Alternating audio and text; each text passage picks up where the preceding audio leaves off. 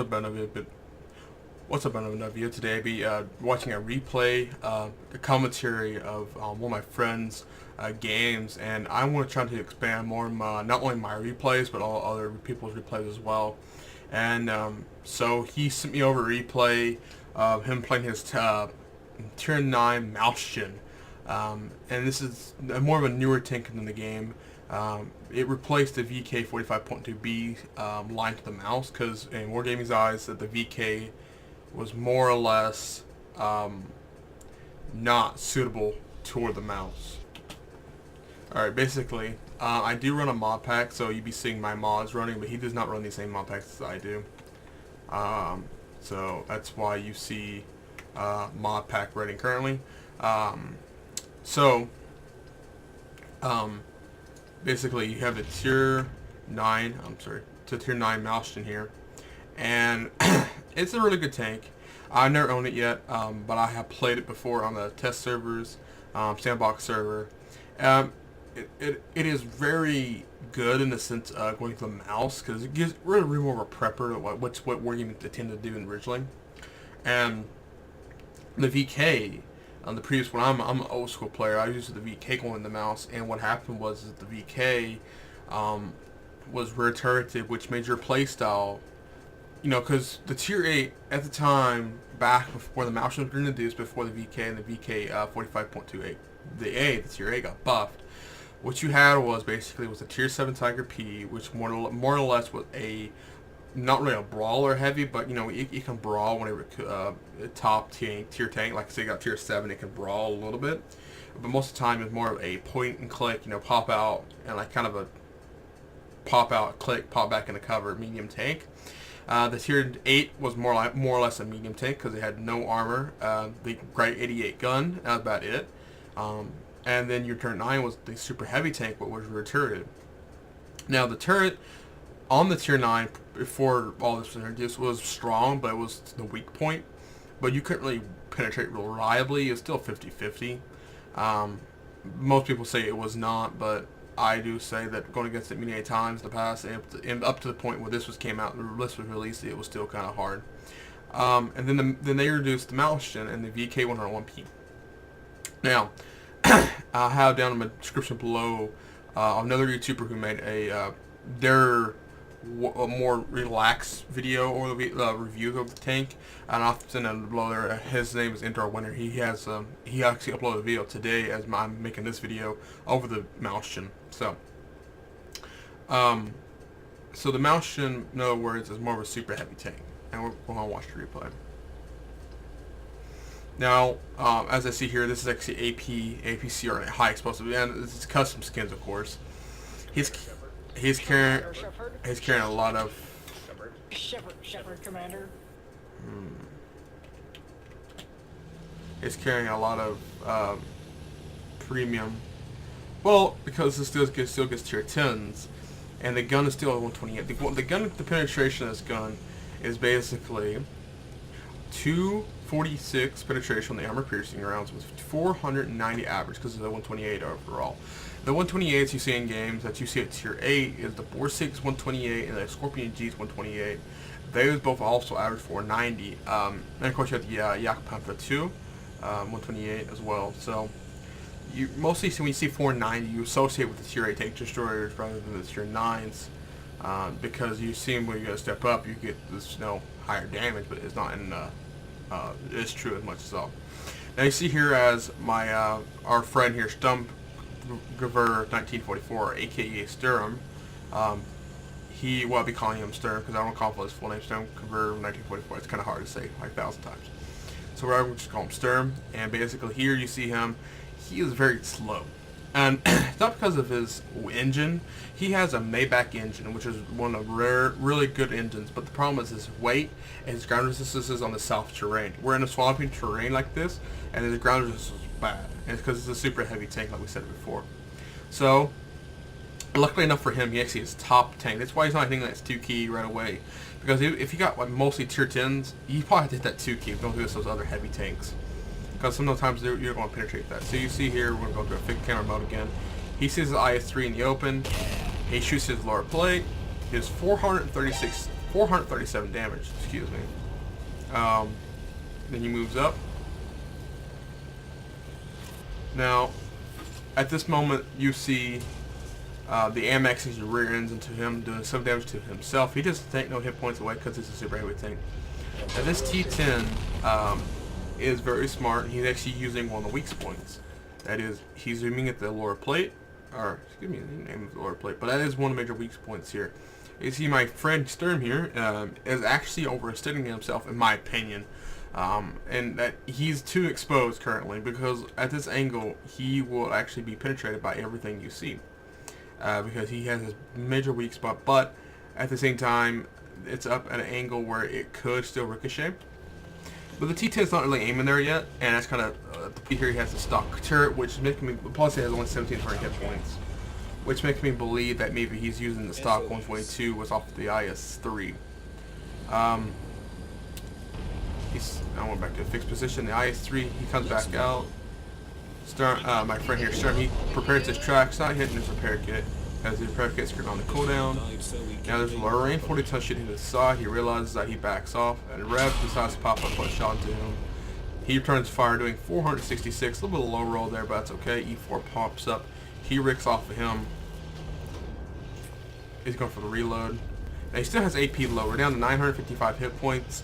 He's so far only done 903 damage, which is kind of a crappy, so far as crap, but it's alright, because he's got a lot of enemy tanks around him. He can still do damage.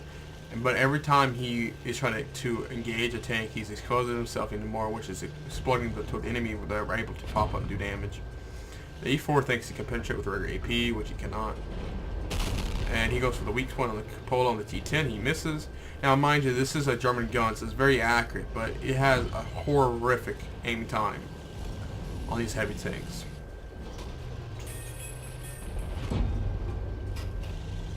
E4 exposes himself. He does 506, nice high roll there, but not much, but still a high roll. He gotta get that hit points up. You know, you gotta start hitting those hit points down. Enemy teams get that damage up, get your good games in. That's what it's all about right now. He's trying to stay alive, trying to get his team to win. T-34 appears.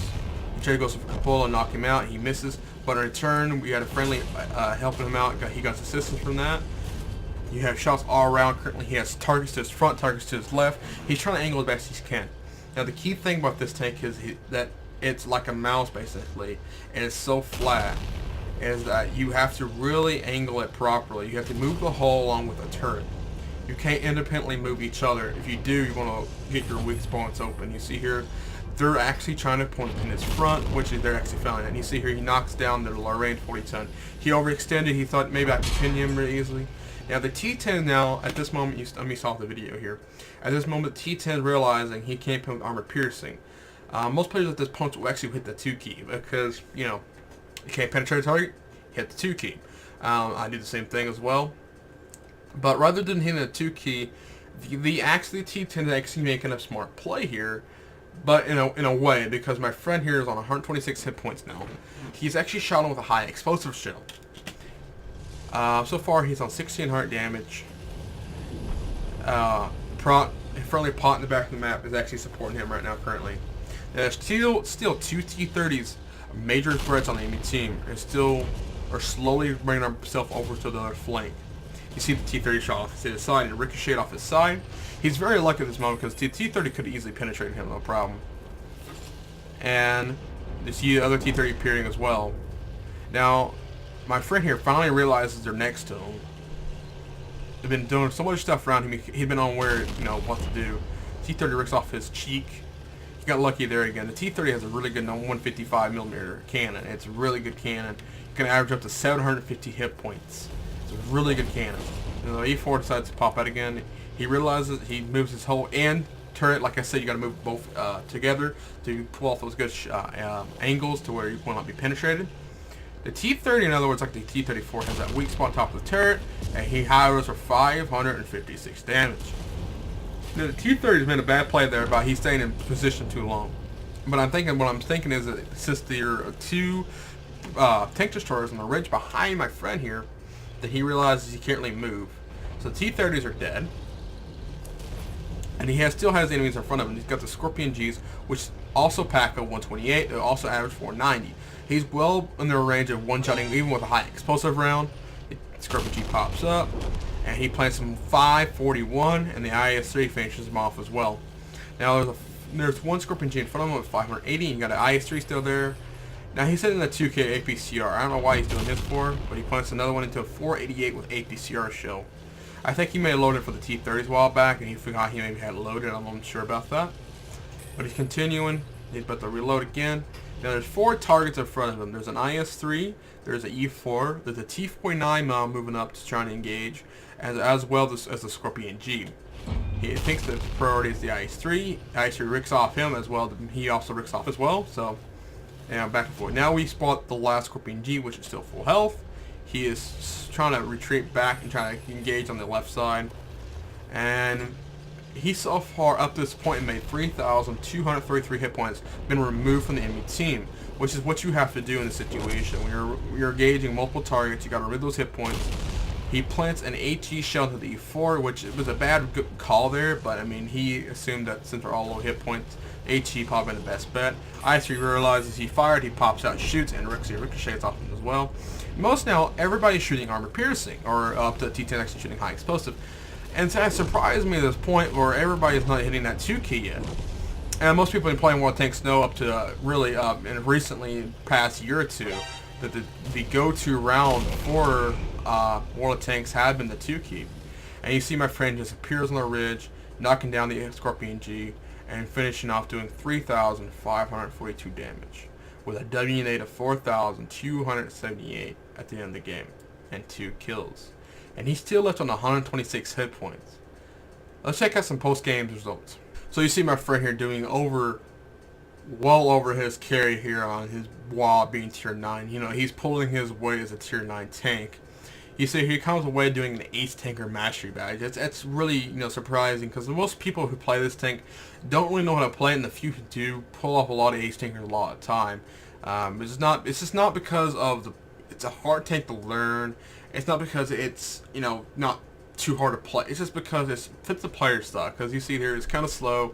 It has a horrific aim time. And truthfully, if you don't angle the hoe or the turret at the same time, you can see very quickly you can get outgunned quickly and very fast, and most likely die in the first minute or two of the game.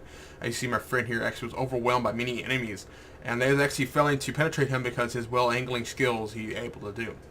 Not only with the Ace Tanker, he also put off a spotter medal in a heavy tank. People's like, how? It's a heavy tank, but he was actually able in his team. He was actually spotting the targets in front of him, lying his tank stars in the back, doing their job properly. That kind of situation there, when you have multiple tanks, you want your teammates to help you as best you can, so you can, go on fighting through the game. He also gets shell proof for ricocheting all those shells. Fire free effect doing over his hit points, of course. He also got a Confederate medal. He also got a Spartan medal, and of course a steel wall for surviving all those shells. But how many damage, shells he actually received, and what's the damage he actually blocked by his armor, we'll see that shortly. Now we'll go to the team score here. You see here, he did top on team on damage. And that right there shows he's pulling his weight as a tier. Like I said, Bendigo pulling his weight on tier 9, because when you're top tank, tier 9, your lower tier 8s, possibly 7s, are expecting you to pull your weight as a tier 9 and do your damage part. And you see here, he did. Now you see also some of the tier 8s and even a tier 9 didn't pull their weight at all, and contributing to the victories of the team. But my friend Strum here, he pulled their weight as well. You see also on the enemy team did the same thing. You see this, you got some tier 8s and 9s here didn't really pull their weight as well, and that caused their team to lose as well. So, it kind of worked on both sides. Go to the detailed reports here. He did still make an 80,000 credit profit, even after factoring some APCR shells, and yeah, even after playing a tier 9 tank. Most players say, playing tier 9 or tier 10, you don't really make that much credit, but you see here, he actually made 80,000. But he was running a premium account. Even without a premium account, he still made 4,000 credits in profit. Now, he fired 16 shells. 11 of those shells, he actually hit the target, and only 9 penetrated the target, which is kind of a little depressing ratio when you hit the fire to hit to penetration ratio. But he still did a heck of good damage. Like I said, 3,542 damage. That's really good. My book, that's a great game. Then you see here, he actually received 29 hits from the enemies. 29. 7 of those penetrated, 22 non-penetrated. He was able to block 7,880 damage. Mind you, that the Mauschen... the Mauschen only has... Oh, excuse me. The Mauschen only had... Oh, well. Me over here failing to do all these buttons. Mind you, that the Mauschen only has... where's it at? Where's it at? Where's that hit? The Mauschen only has 2,300 hit points. And he blocked 7,880. He should have died 4 times over. But he didn't. So in other words, meaning there was 4 Mauschens on the battlefield. Because that's how much hit points was blocked by his tank. As well doing the 3,542 damage, he also pulled off going with 4,186 assistance, as in the spotting assistance he got from getting the spotter medal, along with the tracking shots or critical hits he received doing damage to enemy tanks, allowing him to get more assistance that way. Overall, he did great, and you see here it didn't last too long actually, 7 minutes long, and he didn't get destroyed, you know. It was 7 minutes and 21 seconds and 7 minutes and 21, basically 7 minutes and 20 seconds. Very fast, quick gameplay. And you see here, he made 7,000 experience. He made 2,000 base, but with personal reserve and all that, he actually went away with 7,000. So, is this tank worth getting for an average Joe player? And I actually would say no. The reason why I say that is because this tank, like I said previously, requires some skill knowing how to angle right, and it also requires skill how to aim and fire the gun properly.